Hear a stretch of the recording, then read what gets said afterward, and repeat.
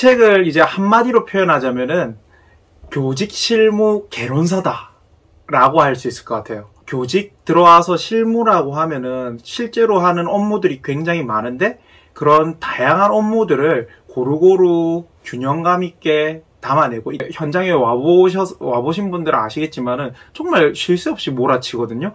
이 공문을 하면 그 다음 공문이 있는데 다 처음이잖아요. 말 한마디도 어려운.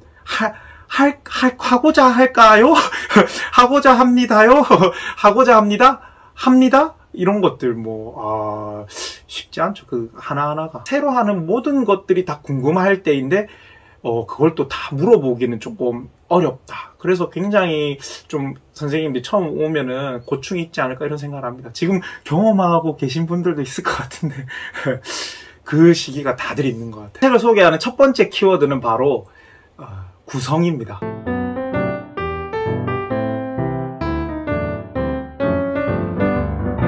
목차를 보면 바로 알 수 있는데, 우리가 사실 업무를 할 때 제일 많이 이제 사용하게 되는 것이 결국에 업무 포털입니다. 그 업무 포털에 있는 이제 업무 관리, 에듀파인, 나이스 이런 업무들을 싹 다 구성을 해둬서 우리가 실제로 일을 할 때 들어갈 수 있는 구성으로 되어 있다는. 두 번째 키워드는 바로 이 맥락입니다. 각 업무에도 보면은 나름의 매뉴얼들이 존재를 하거든요.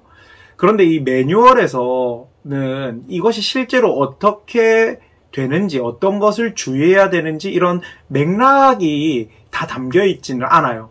그래서 내가 이거를 했는데 이게 제대로 된 걸까? 그리고 뭘 조심해야 되지? 이런 것들을 알기가 어렵거든요.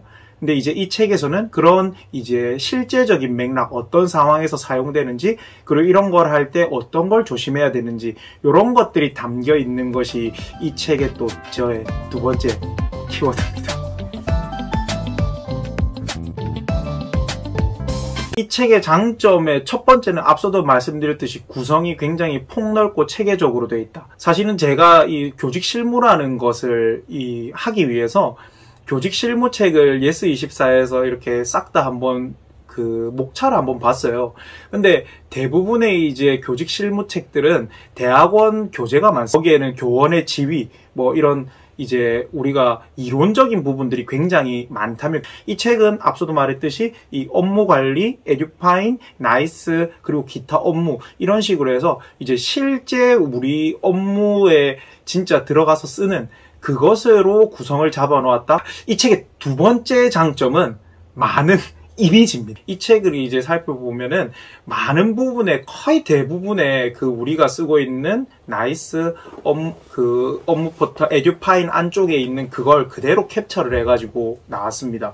그래서 이게 2020년 판이긴 하지만 2020년 이후에 우리가 쓰고 있는 거랑 그렇게 크게 이 모형 자체가, 형태 자체가 바뀌지는 않았기 때문에 그런 걸 보면 좀 빠르게 좀 와닿고 써먹을 수 있을 것 같아요. 세 번째는 바로 노하우입니다. 이런 공적인 매뉴얼에서는 세부적인 내용, 그 다음에 이것이 실제로 쓰였을 때 어떻게 해야 되는지 이런 노하우가 담기기는 어려워요. 근데 이제 여기에는 마치 이제 옆에 선생님이 좀 경력 있는 선생님이 알려주듯이, 예를 들어 이제 계속 돈을 쓰는 업무를 하시면 당연히 아시겠지만은 요 예산 같은 경우에도 우리가 제일 처음에 할 때는, 저도 그랬었거든요. 기억이 나요.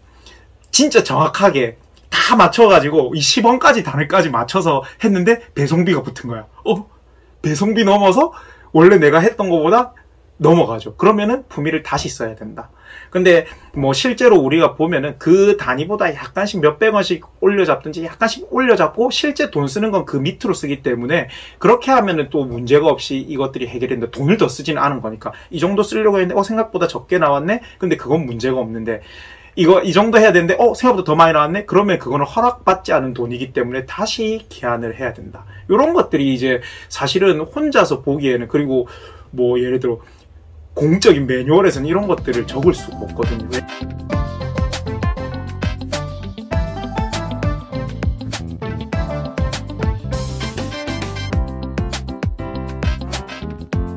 이 책이 이제 2020년 개정판이고 그 뒤에는 개정이 나오지를 않았어요. 그래서 사실은 이제 시기마다 변하는 것들이 약간씩 있을 수 있고, 그 다음에 그 교육청, 그 다음에 학교마다 업무를 운영하는 게 이제 조금씩 다른 부분이 있을 수 있거든요.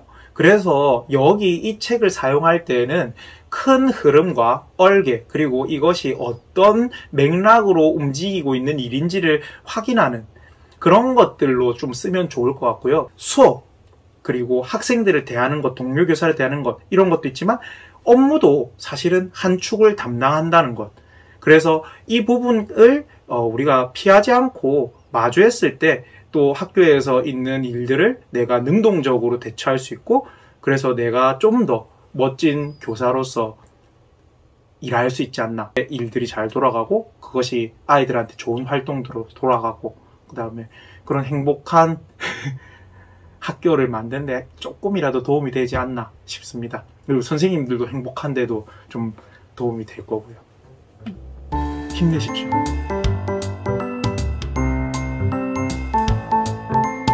지금까지 선생님을 위한 교직 실무에 대해 알아봤습니다. 교육 사랑해!